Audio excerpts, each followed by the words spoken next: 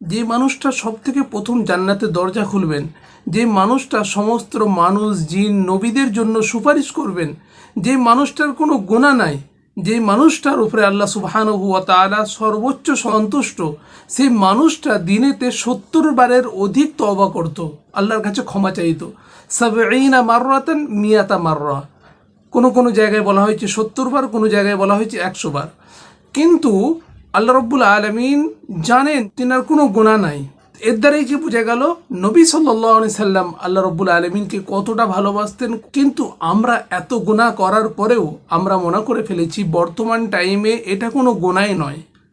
আল্লাহ রব্বুল আলামিন সব সময় আমাদেরকে মাফ করার জন্য প্রস্তুত, কিন্তু আমরা আল্লাহ সুবহানাহু ওয়া তাআলার কাছে একদমই যাচ্ছি না। আল্লাহ রব্বুল আলামিন সূরা ইনফিতারের মধ্যে বলছেন, আয়াত নাম্বার 6, ইয়া আইয়ুহাল ইনসানু মা গররাকা বিরব্বিকাল কারীম, হে মানুষ, তোমাদেরকে তোমার পালনকর্তা সম্পর্কে কিসে বিভ্রান্ত করলো? আমরা কেন আল্লাহ রব্বুল আলামিনের কাছে ক্ষমা চাইছি না? আল্লাহ রব্বুল আলামিন কতটা ক্ষমাশীল। হাদিস শরীফের মধ্যে এসেছে, মরুভূমিতে কোনো মানুষ তার উটকে হারিয়ে ফেলেছে, যে উটের মধ্যে খাবার ছিল, পানি ছিল, কিন্তু মানুষ সে খুঁজতে খুঁজতে মরুভূমির মধ্যে উটটাকে না পেয়ে সে গাছের নিচে শুয়ে পড়ল। এমনকি তার জীবন নিয়ে আশঙ্কা রয়েছে যে তিনি মৃত্যুবরণও করতে পারে, কেন কোনো খাবার নাই, পানি নাই, মরুভূমিতে হাঁটতে পারছে না। হঠাৎ যদি তার উটটা সামনে এসে যায়, সে কতটা খুশি হয়।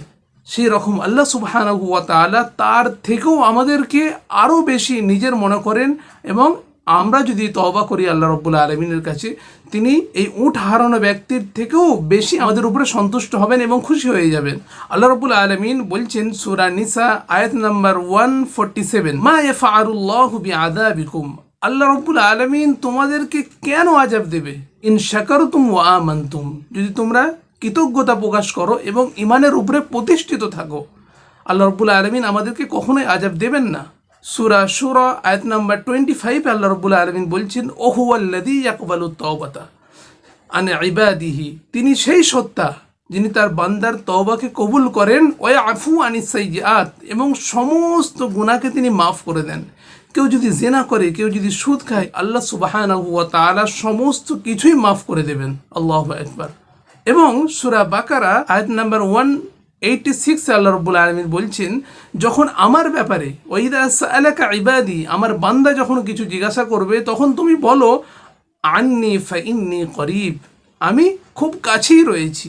এবং সূরা গাফির আয়াত নাম্বার 60 আল্লাহ রাব্বুল আলামিন বলছেন, উদউনি আস্তাজিব লাকুম, তোমরা আমাকে ডাকো, আমি তোমাদের ডাকে সাড়া দেব।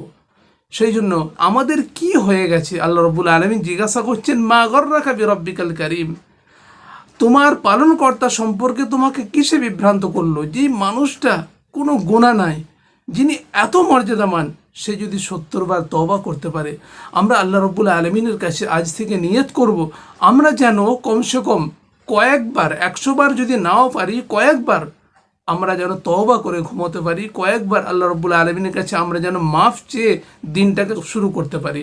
আল্লাহ সুবহানাহু ওয়া তাআলা আমাদের সকলের গুনাহ খাতাকে মাফ করুন, আমিন।